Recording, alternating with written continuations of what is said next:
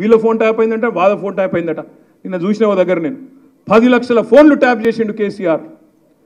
చేస్తే గీస్తే ఒకడో ఇద్దరో లుచ్చగాళ్ళ ఫోన్లు ట్యాప్ చేసి ఉండొచ్చు, నాకేమెరక కానీ. సిగ్గునోడు అట్లా మాట్లాడతాడా? ఇంటే ఇన్నాం కొంతమంది ఫోన్లు, ఇంటే ఏమవుతుందంట? ఎవడన్నా గిట్లా బర్తెగించి ఎవడన్నా మాట్లాడతాడా? ఇంటే ఏమవుతుంది? గదే అవుతుంది.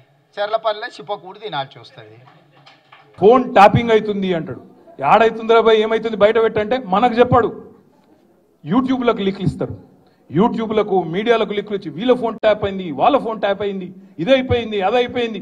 చెయ్యి, నీ చేతులు ఉంది కదా అధికారం, ఏం చేస్తావు వచ్చేయి. అద్దంటారు ఎవరన్నా? ఏమన్నా తప్పు జరిగితే విచారణ చేయి, మేము అద్దంటలేం కదా. ఎక్కడెక్కడ తప్పులు జరిగినో ఎవరు తప్పులు చేసినరో వాళ్ళ మీద చర్య తీసుకో. భయపడతాం, ఎవడు కూడా ఇక్కడ భయపడ్డాడు ఎవడు లేనే లేడు. నువ్వు ఎంటిగా కూడా వీకలేవు అనే మాట కూడా నేను విజ్ఞప్తి చేస్తా ఉన్నా. వీళ్ళ ఫోన్ ట్యాప్ అయిందంట, వాళ్ళ ఫోన్ ట్యాప్ అయిందట. నిన్న చూసిన ఓ దగ్గర నేను 10 లక్షల ఫోన్లు ట్యాప్ చేసిండు కేసీఆర్. చేస్తే గీస్తే ఒకడో ఇద్దరో లుచ్చగాళ్ళ ఫోన్లు ట్యాప్ చేసి ఉండొచ్చు, నాకేమెరక కానీ. చేస్తే చేసి ఉండొచ్చు దొంగల ఇల్లంగలి, ఎందుకంటే పోలీసుల పనేది.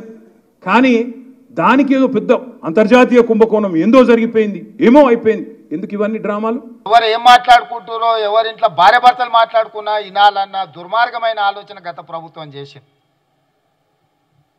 ఆయన మాట్లాడుతుండే కేటీఆర్, కొద్దిమంది విన్నామని.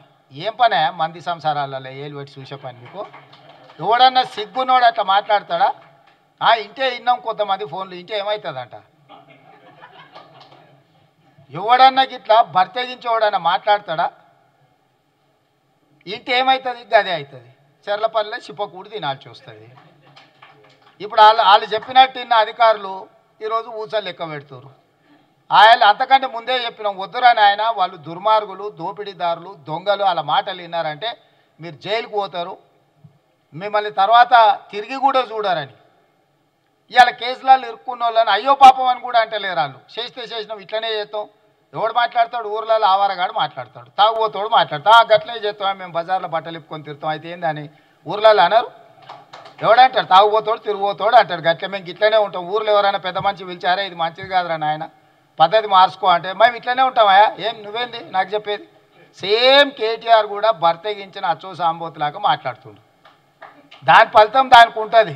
కాకపోతే దాని ఒక క్రమ పద్ధతిలో విచారణ చేసి చట్టపరంగా చర్యలు తీసుకోవాలి. కాబట్టి విచారణ జరుగుతుంది. అంతకుముందు ఎవరైనా ఫోన్లలో మాట్లాడుకోవాలన్నా భయపడేది, ఎవరైనా కలిస్తే ఎవడేం రికార్డ్ చేస్తుండ అనే భయం ఉండే. ఇవాళ ఎవరైనా స్వేచ్ఛగా వాళ్ళ జీవితాలలో వాళ్ళు స్వేచ్ఛగా మాట్లాడుకునే పరిస్థితి రాష్ట్రంలో స్వేచ్ఛ తీసుకొచ్చినాము. ఇవాళ ఏదున్నా సచివాలయానికి వెళ్ళి మనం చెప్పుకునే పరిస్థితి ఉంది. అందుకే ఇవాళ